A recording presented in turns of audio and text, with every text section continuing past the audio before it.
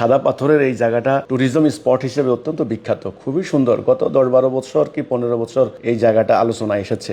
সেখানে অনেকক্ষণ অবস্থান করেছি, সাদা পাথরের উপর বসে আমরা ফটো তুলেছি। কি সুন্দর নয়নাভিরাম দৃশ্য। এখন যখন দেখতে পাচ্ছি যে এই দৃশ্যটা আর নাই, সত্যি খারাপ লাগছে। বাংলাদেশটা একটা লুটের রাষ্ট্রে পরিণত হয়েছে। আশ্চর্য ব্যাপার, পুরা বন খেয়ে ফেলছে, পুরা খাল খেয়ে ফেলছে, পুরা নদী খেয়ে ফেলছে। এরা, এই শিক্ষিত লোকগুলি, এই মন্ত্রী এমপি গুলি, এই রাজনৈতিক দলের নেতা কর্মীগুলি কোনো পরিবেশবিদের কোনো প্রতিবাদে, ভদ্র প্রতিবাদ, আপনার সাইনবোর্ড একটা নিয়ে, একটা ব্যানার নিয়ে প্রেস ক্লাবের সামনে দাঁড়িয়ে প্রতিবাদ করলেন, হবে না, রোখাতে পারবেন না। এরা নিজের স্বার্থের জন্য নিজের বাবাকে হত্যা করতে পারে, নিজের স্বার্থের জন্য দেশকে বিক্রি করে দিতে পারে।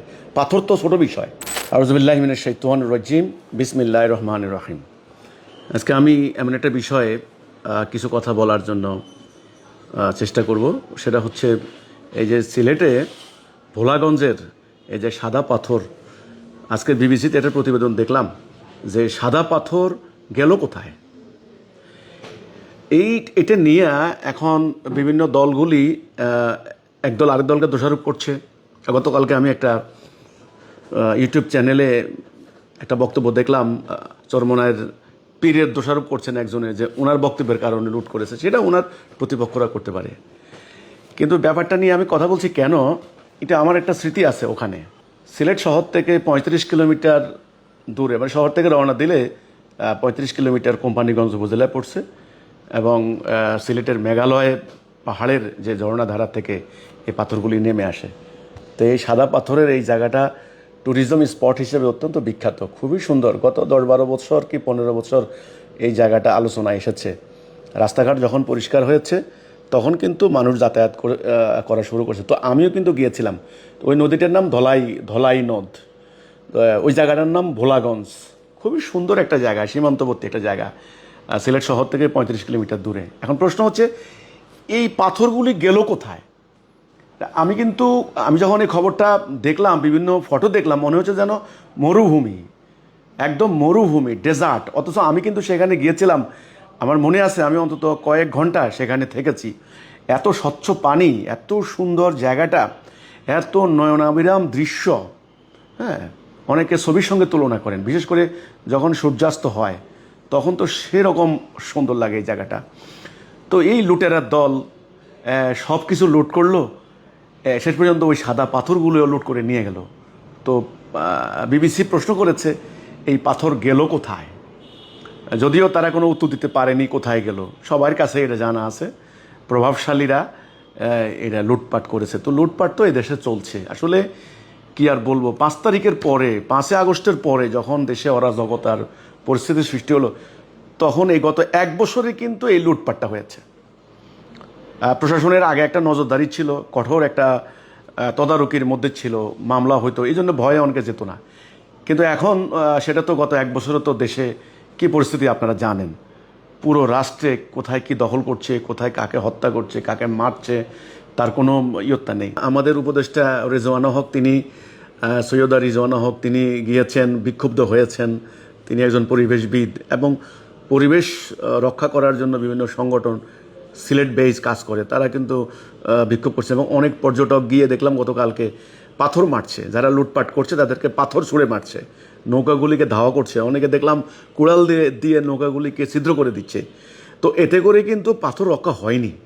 বলা হয়েছে প্রায় 80% পাথর চলে গিয়েছে। শুধু বিজেপির ক্যাম্পের পাশে যে পাথরগুলি ছিল সেগুলি কিছু পাথর রয়ে গেছে। তো আসলে এই বাংলাদেশটা একটা লুটের রাষ্ট্রে পরিণত হয়েছে। পাথর লুটটো একেবারে সীমান্তবর্তী এলাকায়, এটা তো স্বাভাবিকভাবেই এটা করবে। যেখানে রাজধানী ঢাকার বাংলাদেশ ব্যাংকের টাকা লুট হয়েছে ভল্ট থেকে, যেখানে যারা সরকারি দল ক্ষমতা যাচ্ছেন, মন্ত্রীরা এমপিরা লুট করে বিদেশে টাকা নিয়ে যাচ্ছেন, জনগণ সেগুলি জানে। যেখানে একটা দেশের আইজিপির হাজার হাজার কোটি টাকা লুণ্ঠনের অভিযোগ, যেখানে থানার ওসি লুটতরাজ করেন, যেখানে সরকারি কর্মকর্তারা করেন, বিচার বিভাগে হচ্ছে, ডাক বিভাগে হচ্ছে, রেল বিভাগে হচ্ছে, পাসপোর্ট অফিসে হচ্ছে, পুলিশ ডিপার্টমেন্টে, কোন ডিপার্টমেন্ট নাই, সকল ডিপার্টমেন্টে যেখানে চেয়ারম্যানদের বিরুদ্ধে গম চুরির অভিযোগ, মেম্বারদের বিরুদ্ধে জায়গা জমি লুণ্ঠন করার অভিযোগ, মেয়রদের বিরুদ্ধে অভিযোগ, ঢাকার মেয়র, চিটাগাংয়ের মেয়র, সিলেটের মেয়র, তাদের বিরুদ্ধে লুটপাটের অভিযোগ। তো এখন এই ধরনের নেতা, রাজনৈতিক নেতাদের লুটপাট, তারপরে হলো খাল দখল, জমি দখল, বনের দায়িত্বশীল সরকারি আমলা, বনের দায়িত্ব পেয়েছেন তিনি, বন কর্মকর্তা, ওনার নাম হয়েছে বন খেকো। আশ্চর্য ব্যাপার, পুরা বন খেয়ে ফেলছে, পুরা খাল খেয়ে ফেলছে, পুরা নদী খেয়ে ফেলছে। এরা, এই শিক্ষিত লোকগুলি, এই মন্ত্রী এমপিগুলি, এই রাজনৈতিক দলের নেতাকর্মীগুলি, কোন দলের নাম বলবো আপনি? আমি এখন এক দলের নাম বলবো, আরেক দলের কর্মীরা আমাকে সস্তা গালাগালি শুরু করে দেবে। তো বাংলাদেশের যখন টপ লেভেল থেকে bottom level, top to bottom যখন এভাবে লুণ্ঠন শুরু হয়েছে, টাকা পাচার শুরু হয়েছে, বাজার দখল শুরু হয়েছে, নৌকার মানে ঘাট দখল, লঞ্চ স্টিমার দখল, বাস স্টেশন চাঁদাবাজি দখল, তো তখন ওই সীমান্ত থেকে সাদা পাথর, কালা পাথর, নীল পাথর এগুলি তো আর দেখবে না।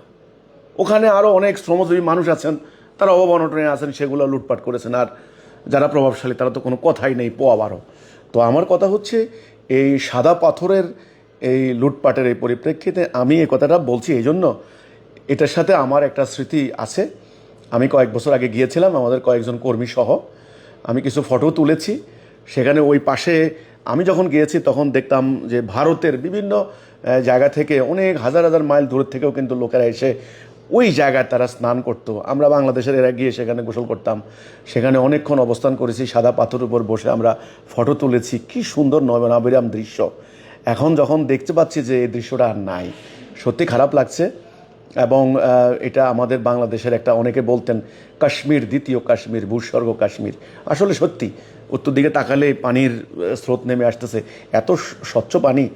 তো এখন তো পরিবেশবিদরা আশঙ্কা করছেন সেখানে একটা বিপর্যয় হতে পারে। যাই হোক, সেটা অন্য কথা। তো আমার কথা হচ্ছে এই যে আজকে পাথর লুণ্ঠন হচ্ছে, আমি আশঙ্কা করি যদি এখনই পুরো জাতি একটা শক্ত অবস্থান তৈরি না করে, তাহলে আগামী দিন পুরো রাষ্ট্র লুণ্ঠন হয়ে যেতে পারে। দেখবেন কেউ পাহাড় লুট করে নিয়ে গেছে, কেউ বন লুট করে নিয়ে গেছে, কেউ নদী দখল করে নিয়ে গেছে, কেউ আপনার হলো রাস্তাঘাট দখল করে নিয়ে গেছে। তো এই লুণ্ঠন টপ টু বটম চলছে, শিক্ষিত লোক থেকে নিরক্ষর পর্যন্ত সবাই, রাষ্ট্রের পরিচালক থেকে শুরু করে গ্রামের মেম্বার পর্যন্ত, পুরো রাষ্ট্রটা একটা লুটেরার রাষ্ট্র, লুটেরার রাজ্য। পুরো জনগণ, এই জনগণকে এখন কিভাবে এই লুণ্ঠন প্রক্রিয়া থেকে রক্ষা করা যায় সেটার উপায় নিয়ে এখন আমাদেরকে ভাবতে হবে। কোনো পরিবেশবিদের কোনো প্রতিবাদে, ভদ্র প্রতিবাদ, আপনার সাইনবোর্ড একটা নিয়ে, একটা ব্যানার নিয়ে প্রেস ক্লাবের সামনে দাঁড়িয়ে প্রতিবাদ করলেন হবে না, রোখাতে পারবেন না। আমি দেখলাম যারা পর্যটক গিয়েছেন অনেকে পাথর মারছেন লুণ্ঠনকারীদের, মনে করছেন পাথর নিবে না। আপনি দিনের বেলায় পাথর মারছেন, রাতের বেলা তারা নিয়ে যাচ্ছে, হবে না। এই জন্য এই লুণ্ঠন বন্ধ করতে হলে তাড়াতাড়ি পুরো জাতিটাকে ইস্পাতের মতো ঐক্যবদ্ধ করতে হবে একটা সত্য কথার উপরে। সেটা হলো আমরা আল্লাহর বিধান ছাড়া কারো বিধান মানি না, এই হচ্ছে কথা। তো আমি সরকারের প্রতি আহ্বান করব, যা আছে, যে কয়টা পাথর আছে রক্ষা করুন। আর সকল রাজনৈতিক দলের যারা দায়িত্বে আছেন তাদেরকেও বলবো, আসলে লুণ্ঠনকারী, লুটতরাজকারী, ছিনতাইকারী, চাঁদাবাজ, খুনি, সন্ত্রাসী, মার্ডারার, এদেরকে কোনো দলে আপনারা কেউ জায়গা দিবেন না, কোনো স্থান দিবেন না। এরা আসলে কোনো দলের নয়। এরা নিজের স্বার্থের জন্য নিজের বাবাকে হত্যা করতে পারে, নিজের স্বার্থের জন্য দেশকে বিক্রি করে দিতে পারে। পাথর তো ছোটো বিষয়। তো এই হচ্ছে কথাটা। এই বাংলাদেশের জীববৈচিত্র্য, বাংলাদেশের প্রাকৃতিক সৌন্দর্য যেন সংরক্ষিত থাকে, এই আশাবাদ ব্যক্ত করে আমি এই পাথর লুণ্ঠন এর তীব্র প্রতিবাদ জানাই, নিন্দা জানাই, এবং এটা প্রতিরোধ করার জন্য আমি সরকারের নিকট আহ্বান জানাচ্ছি।